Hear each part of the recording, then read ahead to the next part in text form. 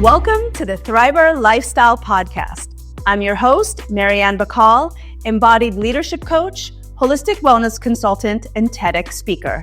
I'm on a mission to empower individuals and organizations to thrive from the inside out. Hello, Ayesha. It's such a pleasure to have you on the Thriver Lifestyle Podcast. Online, you're known as Oath Oracle. And first of all, I love that name because I believe women especially were oracles. Mm-hmm. And yeah, I just want to dive into it. How did all this come to fruition? I know it's a loaded question. There's a lot, but just take me briefly through Oath Oracle, how this came to be. And I ask this because especially in my podcast, when we're young, we're not like, oh yeah, when I grow up, I want to, be an oracle or, do somatics. Like I do embodied leadership, and it's like being somatics and being our body. That's not what's around us. So what led to this journey? Yes. And first of all, thank you so much, Marianne, for inviting me to share it with your community. And I love the work that you do too, and what it is that you do embody. It's very clear, and it's very rooted and grounded within you. So it's really an honor to come and share and have this conversation with you. Oracle, yeah, wow, we're coming up on 5 years in my business now, and I can get emotional thinking about the journey. So when it comes to astrology, that's something that because I do astrology, business, wealth, leadership, and I also do talks about the Age of Aquarius. We're in Aquarius season right now as we're recording this too. So it's just yes. Of course. And I discovered astrology when I was 14. I'm now about to turn 36. And so all that time, it really helped me to see that, one, because like you're saying, the idea of leading people to be in somatics is so different than what the status quo is. And if anything, it's a rebellion on what we're conditioned to do, which is we're highly conditioned to not be in our body, to not trust our intuition, to not see ourselves as oracles, or to see things as like woo-woo. I hate when people say that. I hate when people describe magic as just please no. Anyway, so I discovered astrology when I was 14, and that really just like shattered me, and it made me see that life wasn't this senseless random thing. Life was actually part of this sacred geometry, and I was a part of that as well. So that was probably the first feeling of belonging I ever felt in my entire life. At that point was discovering astrology. Fast forward, a lot of things happened. I dropped out of school when I was 15, so I already was walking. I left my home. I was already walking a different path than the status quo, like from a young age. So, it's been over 20 years since that happened. So a lot of things happened. And when I was in my 20s, late 20s, I had started doing performance art and dance, and I started having my own somatic healing revolution because I had a lot of unprocessed trauma. I had PTSD from my childhood. There was a lot of substance abuse in my life and all around me since I was born. So I was really not in my body. And I had an experience in 2015 where I started dancing for the first time, and like really dancing, like really letting it out. And I was like, whoa, something's happening here. And around that time, I started to I had so much passion. I'm a very passionate person. So when I discovered dance, and I didn't even know the word somatic yet, but when I discovered dance, I knew, and I used to like drink heavily and dance on a dance floor, but I wasn't fully. Yeah, that was me too. Baby steps, right? Yeah, the past life. Like going crazy. But I still was holding back all the time. And then so finally I had this experience where I totally broke through. I was not holding anything back in my movements. I was really in my freedom. I'm a year of the snake, by the way. It's my Chinese zodiac. So I was like feeling my snakeness. Yes, I love snakes. I noticed that. Everyone loves snakes. So basically there was a period of time where I was invited to audition for this dance group, and I started to perform at music festivals, and I got to like all of a sudden like take this passion, and I was like on stage. And so where this is leading back to where Oath Oracle came from is that before Oath Oracle existed, Oath the Body was my dance and performance name. And that happened because I saw a performance. I'll say this is so specific and random and weird, but there's a show called World of Dance. It's a reality show that was like hosted by Jennifer Lopez, and this group from the Philippines. They were kids. They were like 12 years old. They were called V-Peeps. So shout out V-Peeps. They're from the Philippines. They're practicing and rehearsing literally in the streets of Manila. Like they didn't have an indoor studio. They would just practice in like alleys, and they were sick. And they did this performance that just like destroyed me. For anyone who's curious, it was by Burn by Billie Eilish, the song and performance. You can find it on YouTube.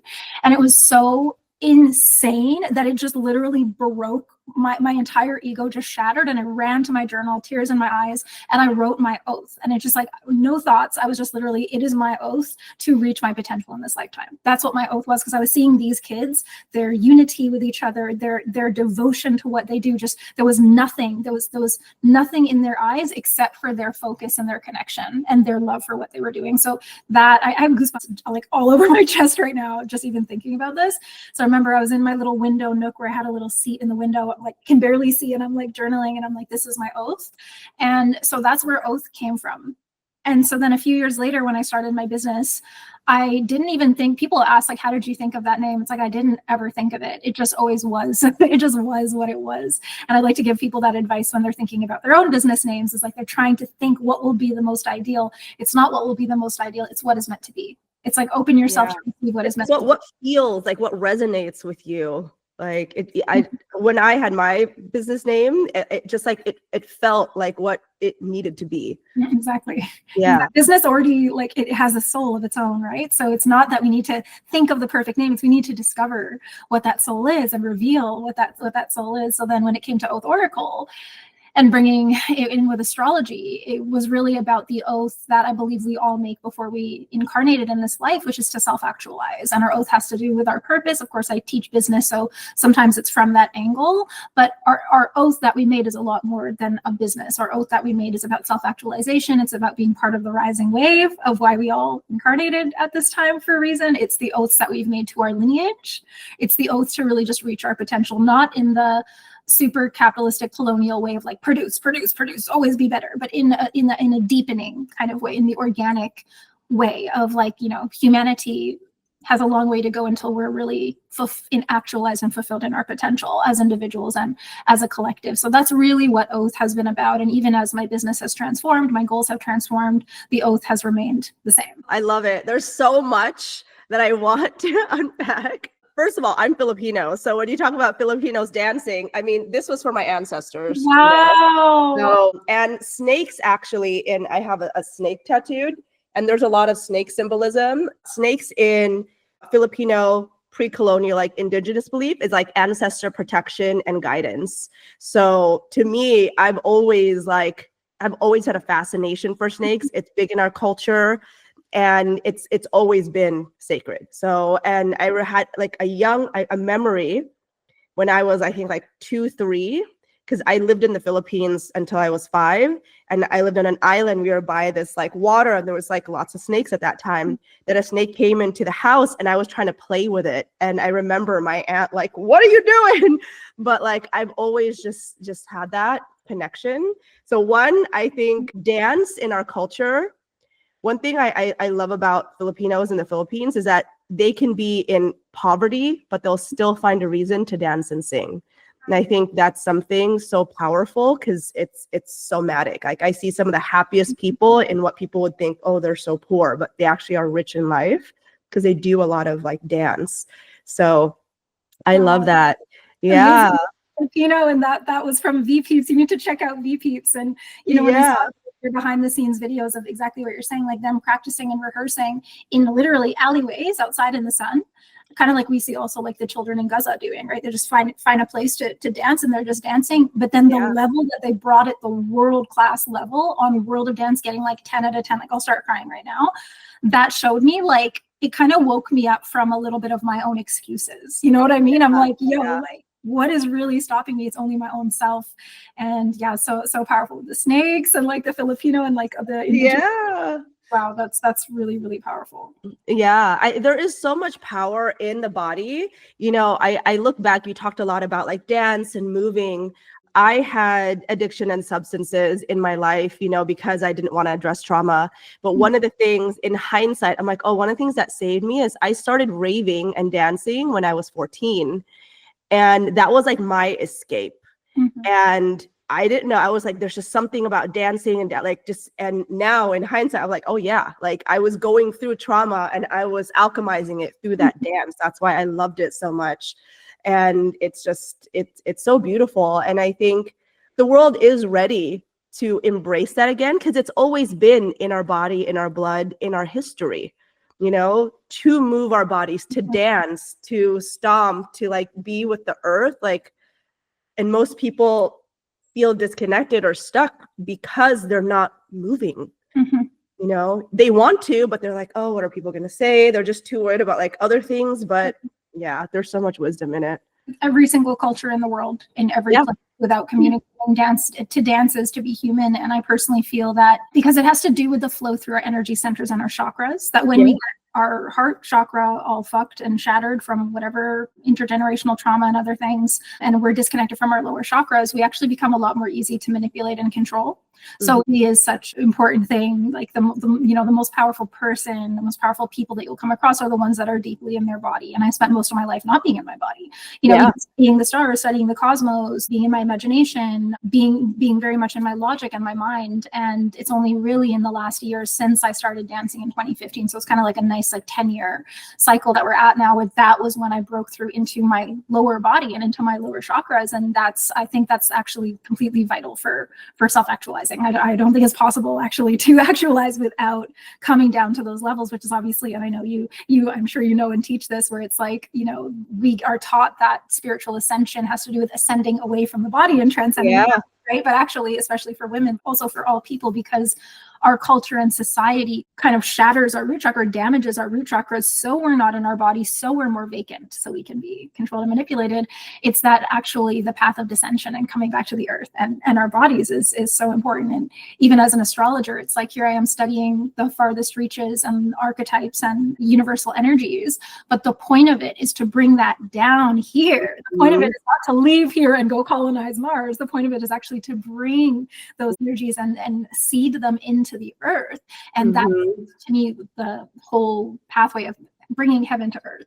It's not going to come through transcending what's happening here on earth, whether it's the hard issues that are hard to face or uncomfortable to talk about, or the trauma that we hold in our bodies that we don't want to feel. So we go drink a bottle of wine. So yeah, it's a beautiful journey. And I'm so happy that more and more and more people are leading on this and going through their own initiations and then coming to lead on it, because it really is so important. Without that piece, a lot of cool information doesn't really matter. Well, I think it's because of the loss of the goddess, the feminine aspect of the divine, because the feminine aspect is the earth, is the grounding. And I think, people have misinterpreted or made it more patriarchal, like masculine, Abrahamic religious, like leaning to like, it's just to go up.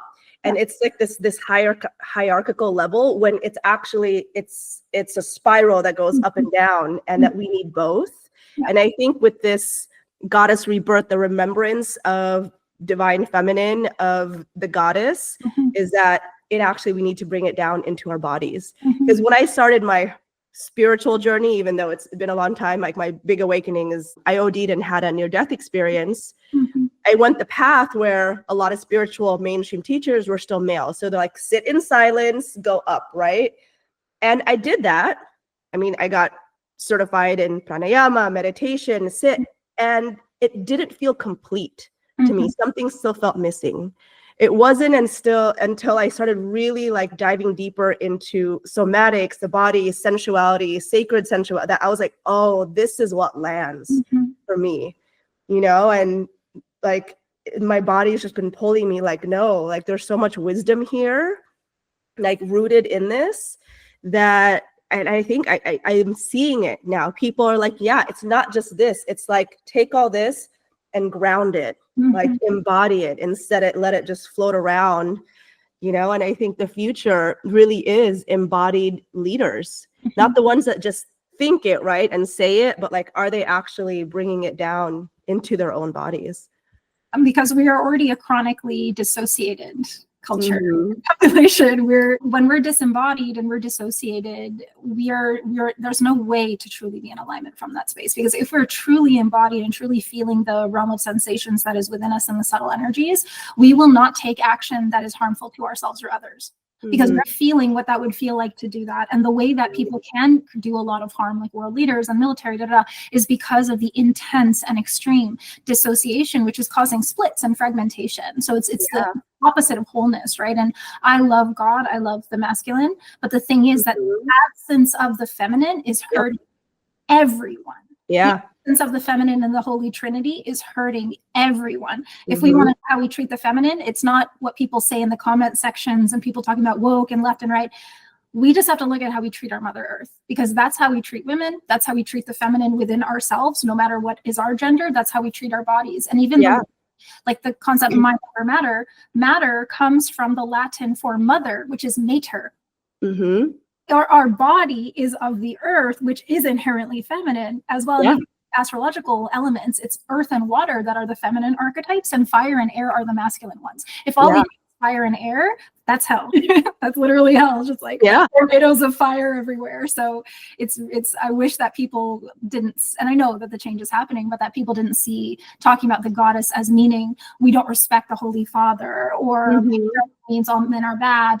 Patriarchy is just the counterpart to matriarchy, and we just need both. That's all that we just need both. Since one of them has been hardcore suppressed, we need to focus on rising that one up, and that's all. That's all that it really means, and that's what it's the family, right? Yeah. You need all the members of the family.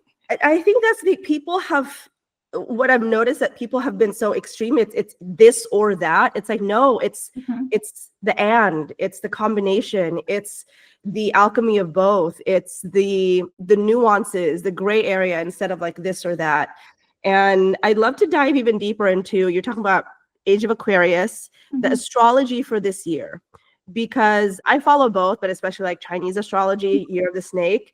But in the global, like collective consciousness, what is stirring? Yeah. And happy Jupiter Day, by the way. I love Thursday. Happy Jupiter Day. Yeah, it's beautiful. Jupiter also just went direct today at the time of recording this, so that's a beautiful as well. There's a lot in 2025. I did like a 3.5-hour masterclass on it. So let me see some of the main pieces that are going to also be timeless for the listeners, because someone might hear this in a few months. So I want to kind of give some more of those bigger picture ones. But we now have Pluto in Aquarius for the next 20 years. So that's something that the last time that happened was 248 years ago. And we had the French Revolution, the American Revolution, the Haitian Revolution, and the Industrial Revolution, all within that period. So we're coming into a time of revolution, and the revolution is not a spiritual concept. It's a literal revolution and people's uprising that will be happening within the next 20 years and beginning to happen now as people are awakening. So there's a rapid awakening of consciousness.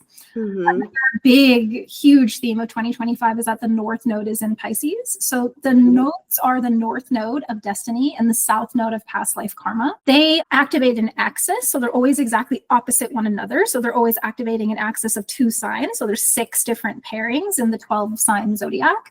And when the North Node is in a sign, it's a very special opportunity, because the North Node won't be in Pisces again for almost 20 years. So, and that also means that, so there's the North Node of destiny. It's letting us know this is expanding in the collective, and that's our destiny. And to align to destiny, we want to consciously cultivate those energies and work with the North Node and understand this is what Spirit wants us to do right now. On the opposite side, we also have the past life karma node, the South Node, activating something. So that's makes it actually challenging to step into the North Node, because it's picking up these old karmas, old patterns, limiting beliefs, and that's not easy.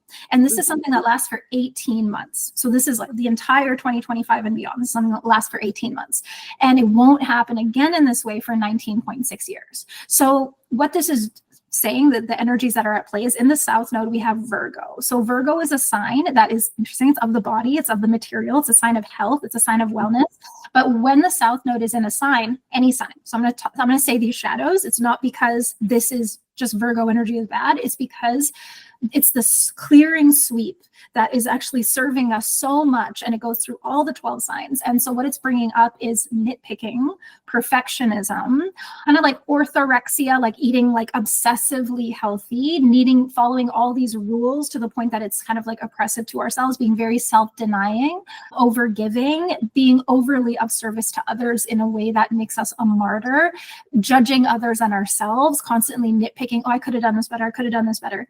And so that's coming up so that we can transmute that energy, and that energy then gets fed into the point of destiny, which is how we align to our destiny. And it's in Pisces, which is the sign of the mystic. So these are Pluto in Aquarius, rapid expansion of consciousness. North Node in Pisces, spiritual awakening gifts, people awakening their spiritual gifts to a whole new degree. Even if you're a very advanced mystic, you've been at it for lifetimes like many of us have, there's a whole new level of supernatural gifts that are going to open up at this time. But we need to let go of the perfectionism and attach. For example, attachment to metrics, attachment to charts, analyzing everything, right? So it's like, oh, I got the intuitive hit to try this type of content. Maybe it didn't get as much likes or metrics. Okay, well, let me nitpick and micromanage, and I'll just keep doing what like gives me those metrics that I'm analyzing, and I want these perfect numbers.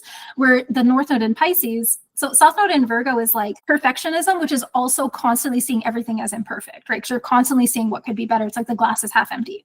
The North Node in Pisces is finding the perfection in the moment. So when something goes wrong, when you're late, like I was today for a podcast, when there's certain things that aren't perfect, it's like finding the perfection in the moment, because you don't know how that little butterfly ripple can impact the thing that's happening. The North Node in Pisces is all about surrender to higher power. So when we know that I'm not in charge of micromanaging God's plan or Spirit's plan, there is a divine plan that's playing out. And the North Node in Pisces is inviting us to surrender to that, to a depth that is gutting to us, like to a depth we've never touched before. So when we get the call to do something, it's like, okay, when something's not working out, something we really wanted, finding the ability to surrender faster and faster and faster, and knowing nothing that is meant for you will ever pass you by, as long as you're stepping up, right? If you're not just laying in bed all day expecting things to happen, you're playing the game, you're dancing the dance. So as long as you're doing that, you can trust that what is happening is truly serving you. And it's also a time that's really inviting us to deepen in our spiritual practices and prayer. So the power of prayer, as our consciousness is also evolving, our supernatural gifts are actually evolving. So things like, I could be wrong about this, but I believe someone told me that Nelson Mandela, or maybe it was the Dalai Lama, had photos of world leaders basically on an altar. That would be a space that he would pray. This is the kind of level of prayer that is actually revolutionary prayers, and praying and giving things up to our higher power on a regular basis, surrendering things up to higher power, instead of thinking it's all on our back to micromanage everything and get it all perfect. So these themes are going to be coming up. Both sides are going to come up. So it's like, wow, that North Node sounds really great, but the South Node shadows are actually kicking up extra as well to teach us some of those lessons. And then we're recording this in February. In March, we're going to have 2 eclipses, Mercury retrograde and Venus retrograde. So there's a lot of transformation that is coming up for the collective, rewiring in different ways. And where these things are activating your individual birth chart, that's the level of depth that I do in my work. So I'm not a huge fan of like generalized messages, because Pluto in Aquarius is going to enter my 7th house of relationships and partnership. It's going to be there for 20 years. I'm sorry, I had to have some sounds happening. Guys for that. So that activation, Pluto's a planet of death and rebirth. It hasn't been in Aquarius in our lifetimes, and it will never be in Aquarius again after, it will be for 20 straight years. And so that is a huge process that is directly connected to relationships for me. But for you, it could be career. For you, it could be your house of money. For you, it could be your house of family. So where the North Node and South Node is, that there's specific activations that's happening for people. So understanding the 12 houses, I do have a free astrology guide, so people can like, I have offers and stuff, but I also have a free guide. So you can just like look at that and you'll be able to find, because understanding that aspect for you is why your experience of something is very different than mine, and why what you're called to with the North Node is possibly going to be very different than what the North Node is calling me to. And this is why the generalized information doesn't fully serve, because we all have such a unique way that we're being activated by these transits. Are you ready to thrive, not just survive, in your life, leadership, or career? At Thriver Lifestyle, we believe thriving isn't just about success. It's about alignment, vitality, and creating a lasting impact. For women leaders, our coaching programs are designed for high-achieving, busy women who are ready to reclaim their power. If you're feeling burnt out or disconnected, we guide you to transform stress into flow and burnout into balance. Through somatic practices, breath work, and mindfulness, we empower you to lead with authenticity, confidence, and vitality. For corporations, Thriver Lifestyle helps forward-thinking organizations cultivate thriving workplace cultures. We created customized wellness programs that foster employee well-being, build resilience, and improve morale, unlocking the full potential of your team and company. Whether you're an individual ready to transform or an organization ready to evolve, Thriver Lifestyle is here to help you thrive. Visit thriverlifestyle.com today to learn more and schedule a consultation. Because thriving is more than just a goal, it's a way of life. Yeah, totally. And I love astrology. I always think like if astrology is like such a guide to help us, it's literally there to help us to reach our highest potential. And I love astrology. I've been into astrology for many, many years, both Chinese astrology and Western astrology. And to me, it's like, this is the stars of the universe giving us clues, giving us like a blueprint, right? Like, why would we not take it? Mm-hmm. Because it's been so helpful. Mm-hmm. And, you know, you talk a lot about surrender. For the last few years, that has been my word. Mm-hmm. And surrender, I've found that like, there's so much magic in surrender, so much magic. And the more that I've deepened into activating the goddess energy, like really moving into that, because I was so much in my masculine as a survival, you know, energy. I had to put shields, going through trauma. Like I was forced to be in that like protector masculine energy, that when I really learned to like let that go and like stay in, the goddess was like, just surrender. Mm-hmm. And I've done so many things that people will be like, you're crazy, you're insane.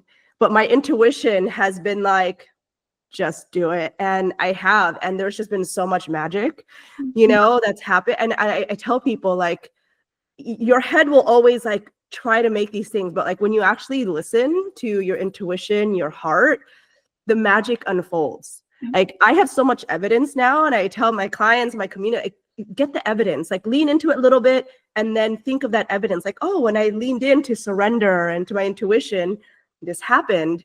And there's just so much magic in it. Like I'm in the Divine Union partnership I am now because of this. Like we met very magically, you know. I divorced my ex-husband because I surrendered to, and he was a really great person. But for me, I wanted more magic, more depth. And people are like, you know, other women would love to have what you have, and yet you want more. And I was like, just the type of person I am and what's calling in my soul requires just so much more magic and depth. Mm-hmm. And I let that go. And that was a scary thing. I let a lot of things fall in order, like surrendered in order to create space mm-hmm. for all the new things. And it's just, there's just so much magic. So anyone listening who, it is scary, right? Because it's the unknown. Yeah. But when we really surrender, there's just so much magic, and it just unfolds in ways that we can't even comprehend. Mm-hmm. Absolutely. Yeah. Thank you for sharing that, because I'm calling in Divine Union. So I'm like, evidence. Like, yes, really, really. And one of the things I did is I would microdose, and I would have the intention of my highest self connecting to his highest self in collapsing time. And we ended up meeting at a place where we're both not from, you know, and things happened from there, but we never would have met. And I knew that I would meet my person out in the wild. I met my ex-husband on a dating app. I was like, no, I just feel like I'll meet, the universe will, I don't know how, I let it go how, and I just like went through with enjoying my life, and it happened. I feel like this is such a sign for me, because I just had like an internal conversation with God. I'm like, I'm just going to like release this to you, because this is exactly like back to the South Node in Virgo, you know, something to look out for, because we can hear that analytically. Yeah, I get it. But actually living surrender is challenging. And so we want to look out for an energy of fixing and micromanaging. So part of surrender is acceptance. So part of acceptance when you're in an unhappy a relationship that's not your true soulmate or whatever, maybe they were a soulmate at a time, and it's like you don't have an excuse to, you know, maybe they didn't, maybe they were a good man or a really great person, just like you're saying, but accepting how you actually feel is surrendering to how. So some people would think, oh, surrender means I need to be passive and I need to stay because there's no reason to leave. That's not surrender, because you're trying to place your feelings in a box of control where you're denying your feelings. So surrender and acceptance is actually about knowing exactly how you feel and surrendering. This job is not right for me. This relationship is not right for me. I don't know what's going to happen. Where the micromanaging is, I can change myself to be happy in this, or maybe I can change them. So anytime we're in fixer, that doesn't mean it's not worth it to, because we can surrender and accept like, something's not working for me, and we can bring it into conversation and we can constructively work on it. I'm not saying that we don't do that, but at a certain point, we're not here to change the essence of another person. Yeah. And so we need to watch out for the fixing and the micromanaging, because all the reason why that feels safe is just because it gives us an illusion of control. That's the only.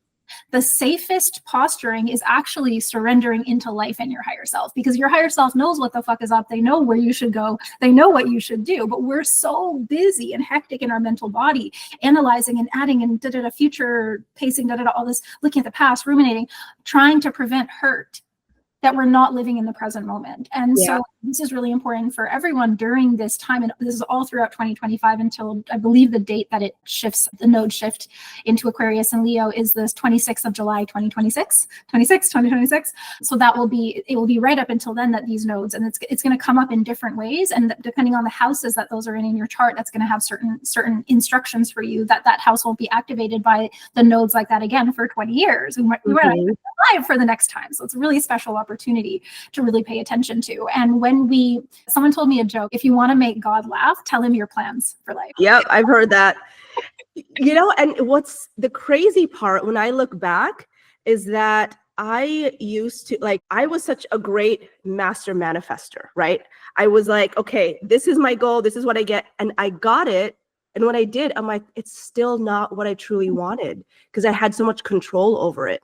Yeah. For me, I've decided to really push that out and really just follow manifesting and trusting, have the overall feeling, the goal, but trusting how it comes to me in such ways that I never anticipate.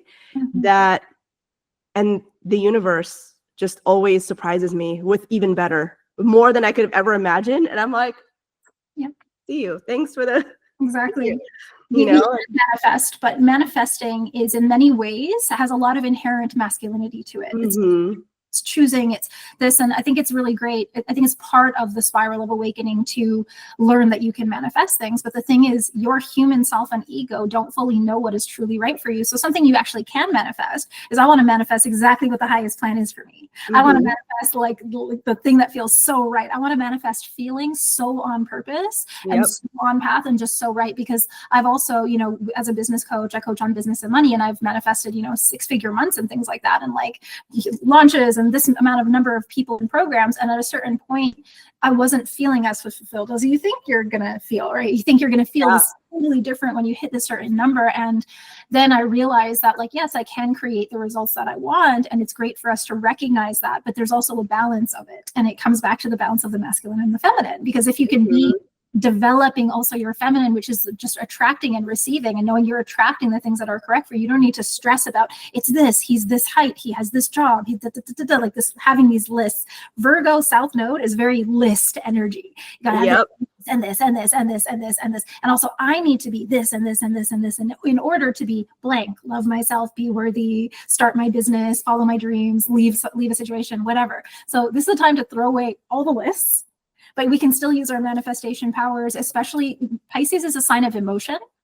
And Aquarius is a sign of the visionary. So Aquarius, with Pluto in Aquarius and us entering into the Aquarian age, we're in preparation for the Aquarian age right now. We're not in it yet in my work, in my perspective, but that's also about innovation. So that means there's things in the Aquarian age that don't exist right now. So when we try and manifest, a lot of that is dictated by the past. It's things we know exist or things we've seen other people have. So we need to discern ego desires from soul desires, and know my ego desire to have 6-figure months and to have this many people in a program. My soul desires to just have more than enough abundance, to do the things that feel really good to me, to be able to travel, to have I bought my home. I'm the first female homeowner in my family. That was such a beautiful moment for me. That was a real soul thing. And, to be able to save and share with others and create overflowing in this way, that there's not a specific amount of number that's connected to that. Yeah. So as fun as it is in business, and I'm not saying I never do it, or that my clients and stuff, we do it as well because it's fun, but it's just one little thing. It's one piece of the pie chart is manifesting, we're co-creating. We can be conscious about what that we say that we want, but we also need to surrender and not become overly attached to that, because we'll have the experience of, I got everything I wanted and I realized I don't want it. Yeah. It wasn't truly what was meant for me in my highest path. And I actually veered off my path because I wanted these certain things. And many people have had the experience, and I just had this experience a couple months ago, where we wrote what we're desiring in a partner. And I'm in like my single dating era. I was in a beautiful 5-year relationship. I had to walk away from that, but now I haven't met my next soulmate, and it's been a couple years. So it's been this like really longer than I thought, like journey of just like being alone, which has been so powerful. But I started dating a few months ago, and I like made a list, and literally 2 people manifested that had so many things on the list. But the thing is, they weren't the person, and it was a great experience. It's the perfection of it, right? I was meant to have that experience, but we just need to be careful about our list, because we are powerful manifestors. We can manifest what we want, but that's not necessarily what your soul needs on your true highest timeline. Yeah. So, moment of surrender where we get to actually be delighted. And that's the thing, is when we develop in our masculine to protect and provide for ourselves because of survival and struggles that we went through, and intergenerational things, being a woman of color, there's certain experiences in our lineage that make life scary. But what happens is we get armored. And so as we heal that armor and we get into our feminine more, we heal our wounds, we gain our connection with the earth, and we feel that rhythm and that pulse, we get to then have the experience of being provided for by life. Mm-hmm. Micromanaging what life is providing for us, it's kind of like we're emasculating the masculine principle of life, that it's not there. Yeah. You know, it has this whole plan for us we don't know. Yeah. I love what you said about lists, because my ex-husband actually fit my list more. And my partner now, he does, but there was a lot of like, to me, red flags or things that didn't. But when I like, every time I tapped in, every time I like went into my emotions, my heart, it just kept saying, just take that next step, take that next step. And it's been the most healing, expansive, like beautiful union that I've ever, it's been everything I've desired and more, that even things that I didn't write down, but like my heart had, and it's here. And I'm like, you just knew like that this was in my heart and soul, even though that wasn't on the list, because there were some things like, there's no way there's a person that would have this exact thing. So yeah, and it's really just been surrender, trust, surrender, and just building that muscle, because it's not always, it's simple, but it's not always easy. Yeah. I want to shift to the Age of Aquarius, because people talk about it a lot. What is it for those listening who are like, what really is the Age of Aquarius? So I'll give the short version, because I do like 2-hour talks on this topic. I like to go deep on everything, by the way. So love it. We're deep here. We go to the depths. I feel like you have some like 8th house placements in your chart, or like some strong Scorpio or something, because all like the death and the depth and deep intimacy. So Aquarius is the sign of the revolutionary, the sacred rebel, the visionary. It's a sign of innovation, and it's a sign of the collective, groups, and technology. So as we are entering the Aquarian age, which by the way, in the calculation based on the precession of the equinoxes, the Aquarian age is likely to start around 2155. So it actually will not be in our lifetimes in the way that I and many people perceive and calculate this. It's hard to say this is a fact, but I'm pretty fucking deep in this work. Like, so where we're at right now is we're preparing for the Aquarian age, because the Aquarian age, Aquarius is a sign of invention. The Aquarian age will be based on templates of governance and templates of technology that don't exist right now. So it's the Age of Aquarius now because Pluto entered Aquarius, which is what some people say. No, that's not the case. This is a 20-year cycle that is helping us prepare, because it's not just like a light switch. It's this long kind of journey. So the Aquarian age, one of the top like pillars of Aquarius is the collective and community, social justice, and humanitarianism. So it's going to be a time of non-hierarchical leadership, decentralized government and finance. Possibly in the Aquarian age, there will not even be money. And these things seem really hard for us to think of now, but with how fast consciousness is expanding, in 130 years from now, when the precession of the equinoxes aligns with the Aquarian age in that specific way, that's the way that it takes like over 20,000 years for this whole cycle to complete. So it actually is something we're able to calculate. It's just a really, really broad calculation. And Aquarius is the visionary. So our vision that we have for humanity, living in harmony with one another. Aquarius is objectivity. We can objectively look at wars, oppression, genocide, slavery, like all of these terrible things that are occurring. We can objectively see we're destroying ourselves. If we destroy our earth, which is our mother and our planet, it's just an objective truth that's kind of stupid. So Aquarius is going to be this season, or sorry, this age that is going to really have us live these ideals and create and invent the solution to these problems. We've already seen things like, you know, all of the alternative energy things. People invented solar panels. People invented wind turbines. People invented these things. So as our consciousness is evolving, our ability to invent solutions to really, really, really old problems, like people think, oh, there's so much plastic in the world, we're fucked because of all the plastic we've already put in the world. And it is true, it's very scary how much plastic, but people have already found a mushroom that digests plastic, but there's going to be more inventions that we haven't heard of yet. So we will be reclaiming this planet, and it will, from a higher state of consciousness, we'll be able to invent these solutions. People think there can never be peace in the Middle East. I feel bad for people that have such a limited view, such a limited vision, and have just resigned themselves. Aquarius is a sign of hope. So even in the journey of the tarot with the major arcana, the star card, which is the major arcana associated with Aquarius, is the card that comes after the tower. So the tower is when everything's falling down, when everything is crumbling, when everything is death and destruction and everything's getting torn away. What happens after that is the star. The star is hope. It's wish fulfillment. So these wishes that we all feel, oh, I wish we live in community. You know, how many people have you talked to that's like, we want to create a community, we buy a farm and we all live on it and we do our different things, right? Like so many people have this dream. It's not just a dream, it's a vision. Yeah. This is our time that we hold that vision and we start making the changes so that our future generations can actually be birthed in the Aquarian age. And that's what, like, I'm fighting for and standing for with my work in this lifetime. Yeah, I love it. And really, it just feels right to be in community, to be in the village. You know, I always say, like, we don't need one leader. We need a council, you know, elders, the ones that really believe. And I think there's also this remembrance now of crone energy, of like the wisdom keepers and wise women, where a lot of modern society is like, oh, getting old is horrible, older women.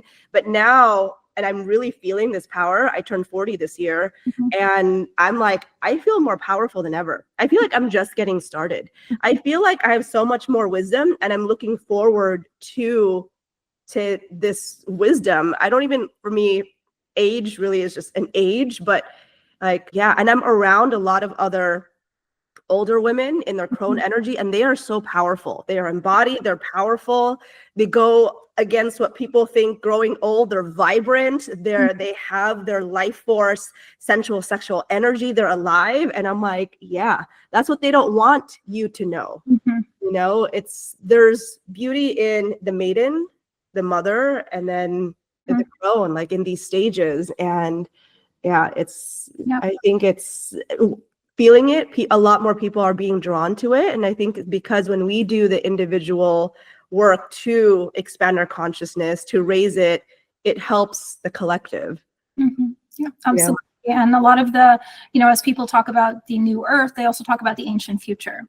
And so Aquarius is a sign of the future. It's a sign that's very psychic. It's a sign that is seeing, you know, if you were the guy who invented the airplane, because Aquarius is also the unconventional, like the black sheep, right? So if you're the guy that wanted to invent the airplane and you're telling people, I'm going to invent this machine, I'm going to sit in it, it's going to fly over, it's going to fly with like wings with a bird, like a bird with wings over oceans, people would be like, you're crazy. You're fucked up. Maybe you need a lobotomy or something. And so we are also walking this path where we are challenging the status quo. But that once that person was right about their idea, all of a sudden they're a genius, which is also what Aquarius rules. So part of this ancient future thing as well is part of, it's rebelling against this conditioning that, okay, so we talk about the maiden, mother, crone. It's not just the crone that is attacked. Mothers are constantly attacked. Nothing they do is ever good enough. They get abused in the medical system. Maidens are constantly attacked. We're programmed. There's 7-year-olds on diets right now, using filters, wanting to get filler and Botox. Like at every stage, our dignity is under attack for men, women, and gender non-conforming people, two-spirit people at every stage, because it's all about degrading us so that we don't evolve to what our potential is, which is far beyond what we can even comprehend right now. So coming back to the ancient future, in my work and the information that I've received through being deep in this work is that in the times of Lemuria, and then to a lesser degree in Atlantis, which Atlantis came after the fall of Lemuria, which could have been around 25,000 years ago, which would have been the last Aquarian age. we were telepathic with one another as a collective. We could speak, but we could also communicate telepathically. So we would not harm and destroy one another, because it truly meant harming and destroying ourselves. It truly feel that. And that kept us in a governance without one specific leader. And one leader, like, when we see the United States, 20 countries voting for one thing and then one vote from the United States vetoes it all. That makes no sense. Democracy doesn't exist. Like, true democracy doesn't exist on our planet right now, as far as I can see. I can be wrong. I'm not a political expert. Okay, I could be wrong. But there's a whole other potential of what that means, and it's the council energy. It's the Knights of the Round Table energy. It's recognizing that because we can trust ourselves and each other to live in integrity, and because in the collective consciousness we cannot harm another person or keep secrets and do harmful things out of integrity because of how profound the connection is with one another. That's also something that I see as what we're reclaiming, and that's something we've touched on in the past in the Aquarian age, because it's not the first Aquarian age. I mean, everything is cyclical, and the telepathic abilities, it's already here. There's a podcast called, have you heard of the telepathy tapes? No. So there's a podcast that's telepathy tapes, basically where they're doing this study on neurodivergent, autistic, nonverbal children who are actually telepathically communicating with their mother or can hear other people's thoughts. And they've done tests, they run all these things, because people think, oh, nonverbal, they don't know, they're not, but they're just on another level. We just can't comprehend. And they meet on this place called the Hill, basically is what they call it. But it's really another stream of conscious where they all kind of come together and they talk, and they can it's just such a beautiful seeing that people now, like, there's evidence. I've always believed it because I feel I can telepathically talk to nature, when we connect, and, when you feel energy from others. But now there's studies on it now, on nonverbal children being able to, who are autistic and on the spectrum, to be able to be telepathic. It's so interesting that you share this with me, because in December 2023, I was diagnosed with autism. And in my childhood, I was pretty much nonverbal. Like, I wasn't like completely mute. Like, they weren't like, why can she not talk? But I was basically nonverbal. And it's so interesting because now I express myself for a living, speaking. I have a podcast. It's like, I'm just constantly talking. And it's so interesting to, reflect on just the identity shift and realize, oh, I'm an autistic woman and I've always been autistic, and I was undiagnosed autistic. And it's been a really interesting journey and reflection on how, I did find myself on a very different path than others. Actually, there's many people that are walking similar path to me, but at the time I felt like very alone in it. And really starting to see that as a gift. So I'm definitely going to check that out. Yeah. It's called the telepathy tapes. And I'm neurodivergent myself. And I think now people are seeing that it's just because it's not one way, it's like there's so many different ways that our brain can work. And I think it's just so beautiful that people are waking up or remembering their powers, their abilities. When I started really diving deeper into this work, I remembered a lot of my childhood and having those clairs. And I'm like, but, as we know, children, and the conditioning happens, the trauma happens, and we close that up.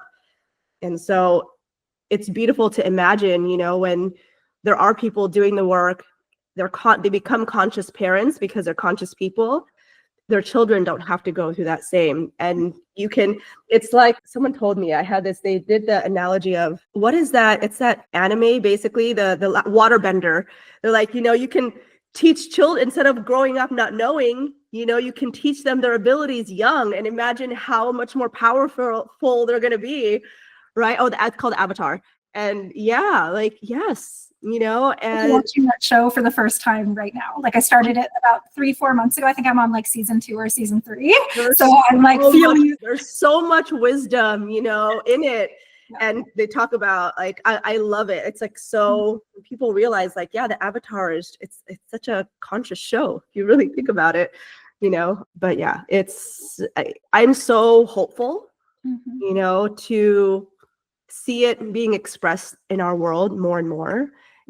A decade ago, diving into this work, I felt I couldn't talk to anyone. And now I feel that there's just so many more, maybe more verbal now, sharing, because I know how it was to be in the closet, the spiritual closet, and now just being completely just open, authentic, and aligned. And more people are just, I talk like this normally, And I'm always pleasantly sometimes surprised by how open people are to it. Or they're like, oh yeah, I thought that, but I didn't really have anyone to talk to. So I think, doing this work and sharing really just opens people to like, this is possible to live this way. Absolutely. With Aquarius being the sign of the rebel and the sign of the black sheep, we need to recognize that as we like every day that passes, it's becoming more and more important what makes us different. It's not about and conforming and all of the systems like school and like the public school system, et cetera, that teach us to conform, and the way the media, what the messages that the media sends to us when we're so impressionable and they know what they're doing, like hypnotizing us and like giving messages to our subconscious mind, from our food to our water. Like it's just every system, every mainstream system is somewhat broken and corrupted. And we going against that status quo is so incredibly important. So something that's going to be really important for people listening as we enter into the Aquarian age is you need to be willing to be misunderstood. Understand that, exactly like you're saying, people that seemed so normal or whatever are getting because consciousness is evolving. It's happening no matter what, and it's happening quicker than people realize. And it is a rising wave. Aquarius's symbol is an air sign, but its symbol is the air making waves on water. So there's a rising wave that's happening, and it's the people's uprising. It's the people remembering their power, the people breaking free from systems, the people healing the trauma that keeps us stuck from self-actualizing to our true power. And I basically believe that we're going to have supernatural powers, and we're going to be able to impact the material world and the 3D world in ways that once upon a time we did in times of Lemuria. Our world, our mundane life was infused with magic in every way. Like maybe an elevator wasn't run by electricity, maybe it was run by magnetic fields. Where this is a future of the Aquarian age, and that's why we're not going to see it in our lifetimes, because what it truly means, we're going to see change in our lifetimes, but what it truly means is beyond what we can even imagine right now, and it's going to be our children. Hopefully we get reincarnated in there at some point, so we can use flying cars and vertical gardens growing organic food. Like I love, there's like, and I guess, I don't know if it's like a music and art genre of solar punk, when it's like, and, people like, instead of thinking about a dystopian future, shift our consciousness and our vision into a utopia where technology and nature merge so beautifully, where we have buildings that are organic mixed with, beautiful gardens. And it's beautiful. And I think about that. I shift that all the time. When people, news or others wants us to shift to doom and gloom, it's like, no, we can, with the power of our thoughts and minds, we can shift to that vision. Aquarius is the visionary. So the more of us that are holding New Earth vision, we are energizing that timeline for us all. And so we need to be doing that. At the same time, there's another side of it, which is that Aquarius is co-ruled by Saturn. So Saturn is one of Aquarius's 2 ruling planets. The other one is Uranus. And that's Uranus is the one that's about like revolution and disruption and change and new ideas and innovation, the collective. Saturn is a planet of responsibility. So there's this balance where it's like, as things are happening in the world, we need to actually engage with it objectively and see what's going on. But when we start getting pulled down by it, losing faith in the world, thinking things are pointless, thinking we can't make a difference, then we're playing right into kind of the hand of the forces that have had humanity under control in different ways all this time. And so we need to recognize the problem as well as the solution. And so it's kind of like this beautiful balance on we're holding the vision, but not in full Delulu land, and actually realizing the vision is realistic. We have the resources, the intelligence, our consciousness is evolving. We can create those organic technologies. And a shadow that we need to be aware of is the agenda to overly merge us with machines. So we need to resist being merged with machines and having organic. We cannot lose the organic to the mechanical, because that is going to really, really slow the evolution of consciousness. And so that's going to be something really important for New Earth. Is we need to be aware of this. We need to be aware of the whole colonize Mars, merge everything with machines, upload your consciousness to a hard drive, whatever. We need to be aware of that, because we're going to see that accelerating, because technology is ruled by Aquarius. Pluto's in Aquarius. Technology is not all good. So there's always going to be a shadow side, and I would say that's the main shadow is the technology agenda. So just being aware of that and staying as organic as possible. Yeah, beautiful. I think we can talk for hours on this, but for those listening, if they want to dive deeper into their personal astrology, because that is so important, how their houses affect what is going on, if they want to work with you, where can they find you? And we'll put links in the show notes, but where can they get more information and learn more about you? Thank you so much for having me. I had an absolute blast getting to know you. I feel like we have such a soul sister like resonance. Yeah. Love. So I have a free astrology guide. It's just a foundational guide with the 12 signs, the 12 houses, different planets, even some asteroids in there to play with. It will show you in screenshots and instructions how to find your chart, how to look for things, and you can lead yourself through that. I also have a membership called the Star Stream, which is basically me creating, if you like listening to me talk, it's me doing audios that are often like 20 minutes long about what's happening. So Venus is in Aries. I'm dropping an audio. It's about the transit. It's about how to work with it for business, because I work with entrepreneurs, and you get horoscopes with it. And so that happens like many times a week. And we also do a monthly call. And then I also have a program called Cosmic Legacy. That's for the people who want to really learn astrology with me, like my full curriculum and monthly coaching on actually mastering astrology for business. So there's other things, but I'll mention those. And you can follow me on Instagram at oath.oracle, and you'll see all kinds of fun stuff that I share on there. Beautiful. Is there anything else you'd love to share with our Thriver community? I think I'd just like to pass the torch on really choosing to be someone who's holding the hope and the vision for humanity. And it's not always easy right now when we do open our eyes and see what's going on in the corruption, but it's like the hope matters more when it's less easy to have it. So it's a flame that we keep alive, and so much propaganda is gone into us not having that should show how fucking important that it is. And each of us different gifts. I talk about it very bluntly because that's like my path. Someone else is teaching embodiment. Someone else is doing nutrition and food. Someone else is being a doula. Someone else. So there's for everything you can imagine, there's a new earth version of it. So you can for the new earth and the people's uprising in a very, very unique way to you. It's not about this virtue. You know, in 2020, there was a lot of awakening, but then there was also a lot of weird stuff going on around like woke is bad, and like was Black Lives Matter corrupt, and like there's a lot of like things that made people be repulsed from activism. And I want to say is there's a new earth activism. It's integrated. It's not about ticking any boxes. It's not about not being canceled. It's about your own unique calling and how you're contributing it to the rising wave. So with that. Yes, beautiful.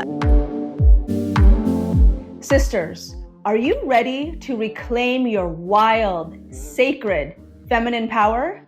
Join us for Savage Feminine Reclamation, an intimate, luxurious, and transformative retreat happening September 22 to 27, 2025 in Tulum, Mexico. This isn't just a retreat. It's a sacred 5-day journey into the heart of your divine feminine essence. Through powerful embodiment practices, rituals, and deep connections with nature, you'll shed old layers, awaken your inner goddess, and step into your fullest power, while also enjoying time to explore Tulum's famous cenotes and white sand beaches. Space is extremely limited to ensure a deeply personalized and transformative experience. Don't wait, there's only 10 spots available. Secure your spot now and give yourself the reclamation your soul has been craving. Visit thriverlifestyle.com to learn more and reserve your place today. This is your time. Answer your soul's call to reclaim your savage feminine power. And one question that I always love to ask those who come to the podcast, in your own words, what does it mean to live a Thriver lifestyle? Ooh, I love that question. I think it has to do with really being in touch with our soul and our heart and our body, and knowing that I believe that our soul desires are really communication from our higher self that's giving us information like where to go. And so one, we need to know the difference between ego desires and soul desires. But when we know that frequency of our soul desires and starting to take action on it, being a creator in life instead of feeling that life is happening to us, and finding our responsibility, our ability to respond in different situations, and really, tending to not just being the warrior manifester person that's out there busting ass, but actually receiving, being in that goddess energy, tending to the inner child aspects of ourselves, and just really remembering and rediscovering our sense of wholeness, because we actually are whole within ourselves. So to me, the feeling of it is a feeling of wholeness, and it's a feeling of overflow. Beautiful. Like doing the things that are meaningful to us, and taking those actions that are a contribution to the world in some way as well. I love that. Thank you so much, Ayesha, for sharing your wisdom, channeling so much knowledge. And thank you, everyone, for listening. Thank you so much for having me. All right. Thank you. Thank you for listening or watching the Thriver Lifestyle Podcast. If you enjoyed this episode, please subscribe to stay inspired with new conversations each week. Your support means the world. Please share this episode with your community, whether it's your team at work or closest friends. Together, we can spread the message of embodied leadership, holistic wellness, and thriving as a collective. Follow me on social media for more insights and behind-the-scenes content. And if something resonated with you today, please leave a podcast review. It helps us get our message to even more people all around the world. Until next time, remember, you are powerful, you are divine, and you are meant to thrive. See you in the next episode.